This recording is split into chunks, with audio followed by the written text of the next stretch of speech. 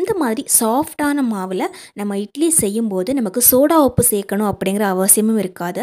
Cake மாதிரி நல்ல புசு புசுன்னு சூப்பரான இட்லி எப்படி நம்ம வீட்டிலேயே செய்கிறது அப்படின்னு பார்க்கலாம்.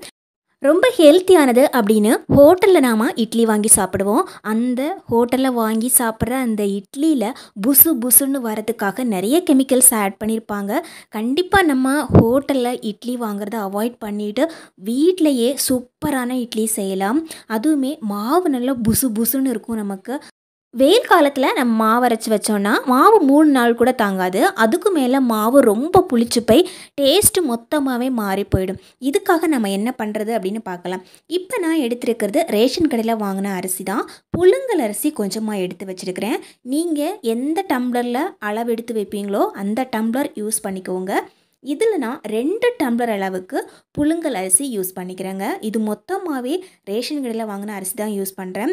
சப்போஸ் நீங்கள் ரேஷன் அரிசி யூஸ் பண்ணல அப்படின்னா நார்மலான இட்லி அரிசியே இதே அளவில் நீங்கள் யூஸ் பண்ணிக்கலாம். இப்போ நம்ம சேர்க்க வேண்டியது பச்சரிசி. பச்சரிசியும் ரேஷன் கடையில் வாங்கின அரிசி தான். சப்போஸ் நீங்கள் எடுத்துருக்கிற அந்த பச்சரிசி புழுங்கல் அரிசி உருண்டையாக குண்டரிசி மாதிரி இருந்ததுன்னா புழுங்கலரிசி நிறைய எடுக்கணும், பச்சரிசி கம்மியாக எடுத்துக்கணும். அதாவது நான் இதில் நீட்டரிசி யூஸ் பண்ணியிருக்கிறேன். 4 டம்ளர் அளவுக்கு பச்சரிசி எடுத்துருக்குறேங்க. அதாவது 1 கிலோ அளவுக்கு பச்சரிசியும் 1/2 கிலோ அளவுக்கு புழுங்கலரிசியும் யூஸ் பண்ணியிருக்கிறேன். நீட்டரிசி 1/2 டீஸ்பூனுக்கு வெந்தயம் சேர்த்துக்கலாம். நார்மலான தண்ணி ஊற்றி நல்லா கையை விட்டு பிசைஞ்சு நல்லா கழுவி எடுத்துக்கணும். அடுத்ததாக உளுந்து எடுத்துருக்கிறேன். நான் இன்றைக்கி கடையில் வாங்கின உளுந்து தான் யூஸ் பண்ணியிருக்கிறேன். இந்த டம்ளர் 1 டம்ளர் 100 கிராமுக்கு இருக்கும். இதில் நான் 2 டம்ளர் அளவுக்கு உளுந்து எடுத்துருக்கிறேன். 200 கிராம் அளவுக்கு உளுந்து எடுத்தாச்சு. முதல்ல தண்ணி ஊற்றி நல்லா கழுவிட்டு நல்ல தண்ணி ஊற்றி ஊற வைக்கணுங்க. நம்ம குடிக்கிறதுக்காக யூஸ் பண்ணுற நல்ல தண்ணி ஊற்றி உளுந்தை ஊற வச்சாச்சு. முக்கியமான விஷயம், உளுந்தை போட்டு ரொம்ப கழுவக்கூடாது. முக்கியமாக உளுந்து ஊறினதுக்கப்புறம் நம்ம கழுவவே கூடாது. அப்படியே எடுத்து அரைக்க ஆரம்பிச்சிடணுங்க. மினிமம் 4 மணி நேரமாவது இது ஊறணும். இப்போ உளுந்து நல்லா ஊறிடுச்சு. இப்போ மிக்சி ஜாரில் உளுந்து மட்டுமே நான் பாதிக்கு எடுத்து போட்டிருக்கிறேன். எல்லாத்தையும் மொத்தமாக எடுத்து போட்டோன்னா உளுந்து நல்லா பொங்கி வராது, நமக்கு நல்லா சரியாக அரையாது. இப்போது மத்தியானம் வச்ச சாப்பாட்டில் 3 டீஸ்பூனுக்கு சேர்த்துருக்கிறேன். சாப்பாடு நிறையவும் சேர்க்கக்கூடாது, அதே மாதிரி பழைய சாப்பாடும் நிறைய சேர்க்கக்கூடாதுங்க. நாம் சமையலுக்கு யூஸ் பண்ணுற எண்ணெய் 1 டீஸ்பூனுக்கு சேர்த்துக்கலாங்க. நாம் இந்த மாதிரி எண்ணெய் சேர்க்குறதால நமக்கு இட்லி செய்யும்போது நல்ல கேக்கு மாதிரி புசு புசுன்னு வரும். டேஸ்ட்டுமே நமக்கு நல்லா இருக்கும். அதிக நாளுக்கு மாவு கெட்டு போகாமல் இருக்கிறதுக்கும் இது யூஸ்ஃபுல்லாக இருக்கும். இப்போது உளுந்து நல்லா அரைச்சி எடுத்தாச்சு. இப்போ நாம் இதை பாத்திரத்தில் போட்டு வச்சுக்கலாங்க. நாம் இதில் யூஸ் பண்ண அந்த சாப்பாடு இன்றைக்கி வேக வச்ச சாப்பாடு யூஸ் பண்ணுறது ரொம்ப நல்லது. நம்ம பழைய சாப்பாடு யூஸ் பண்ணோம் அப்படின்னா நமக்கு சீக்கிரமாக மாவு புளிச்சு போயிடும். சீக்கிரம் மாவு கெட்டு போகிறதுக்கு நிறைய வாய்ப்பு இருக்குது. இப்போது நாம் அரைச்ச உளுந்து எல்லாத்தையும் ஒரு பாத்திரத்தில் கொட்டியாச்சு. நான் 2 டைமாக அரைச்சி எடுத்துட்டேன். இப்போ நம்ம சேர்க்க வேண்டியது அரிசி. நம்ம அரைச்ச அரிசியை இதில் கொட்டிக்கலாங்க.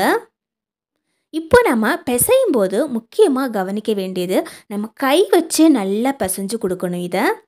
இதை கை வச்சு நம்ம நல்லா மிக்ஸ் பண்ணும்போது நம்மளுடைய கையில் இருக்கிற அந்த பாக்டீரியாவே போதும் மாவு நல்லா புசு புசுன்னு வர்றதுக்கு. இப்போது மாவு ஃபுல்லாக மிக்ஸ் பண்ணிட்டோங்க. ஃபுல்லாக மிக்ஸ் பண்ணதுக்கப்புறமா இந்த மாதிரி க்ளோஸ் பண்ணி வச்சிடலாம். நான் இதை சாயங்காலம் தான் அரைச்சேன். அரைச்சிட்டு காலையில் தான் நாம் இதை யூஸ் பண்ண போகிறோம். கரெக்டாக 8 மணி நேரம் இது நல்லா புளிச்சிருக்கும். இந்த டைமில் நாம் இதை எடுத்து பார்க்கும்போது மாவு நல்லா பொங்கி இருக்கும் பாருங்கள். நம்ம கரண்டியில் மாவு எடுக்கும்போதே நமக்கு தெரியும், நல்ல வெயிட்லெஸ்ஸாக இருக்கும் மாவு. ஒரு கிண்ணத்தில் கொஞ்சம் தண்ணி எடுத்து அந்த தண்ணியில் இதில் கொஞ்சமாக மாவு எடுத்து போட்டால் அந்த மாவு மிதக்கணும். அந்த மாதிரி இருந்துச்சு அப்படின்னா இட்லி நமக்கு நல்லா வரும்னு அர்த்தம். சப்போஸ் மாவு கீழே இருந்தது அப்படின்னா அது அந்த மாதிரி மாவில் நம்ம இட்லி செஞ்சோன்னா கல் மாதிரி இருக்கும்.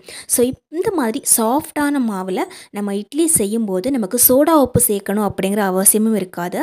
நாம் இதில் வெந்தயம் சேர்த்துருக்கிறதால அதுவே நமக்கு போதுமானதாக இருக்கும்.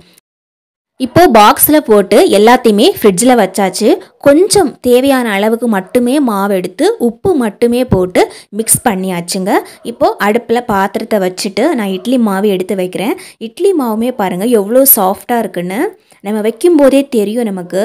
இந்த மாதிரி மாவில் நம்ம செஞ்சால் தான் நமக்கு டேஸ்டியான இட்லி கிடைக்குங்க. சாதாரணமாக நமக்கு கிடைக்கிற ரேஷன் கடையில் கிடைக்கிற அரிசியே போதும் நமக்கு நல்ல சாஃப்டான இட்லி செய்கிறதுக்கு. சப்போஸ் உங்களுக்கு அந்த அரிசி பிடிக்கல அப்படின்னா இதே அளவிலேயே நீங்கள் கடையில் வாங்குகிற இட்லி அரிசியை யூஸ் பண்ணி பாருங்கள். ரொம்ப சூப்பரான இட்லி கிடைக்கும். இப்போது பாத்திரத்தை க்ளோஸ் பண்ணி வச்சிடலாங்க.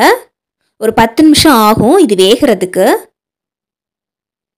இது இப்போ வெந்துடுச்சு. வெந்ததுக்கு அப்புறமா ஓப்பன் பண்ணி பார்த்துக்கலாம். இட்லி நல்லா வெந்திருக்குது பாருங்கள். இதை நான் இப்போ வெளியே எடுத்து வச்சிடுறேன். இப்போது இந்த இட்லியை வந்து நல்லா ஒட்டாமல் வெளியே வரதுக்காக இதில் கொஞ்சம் தண்ணி தெளித்து வச்சிடலாம்.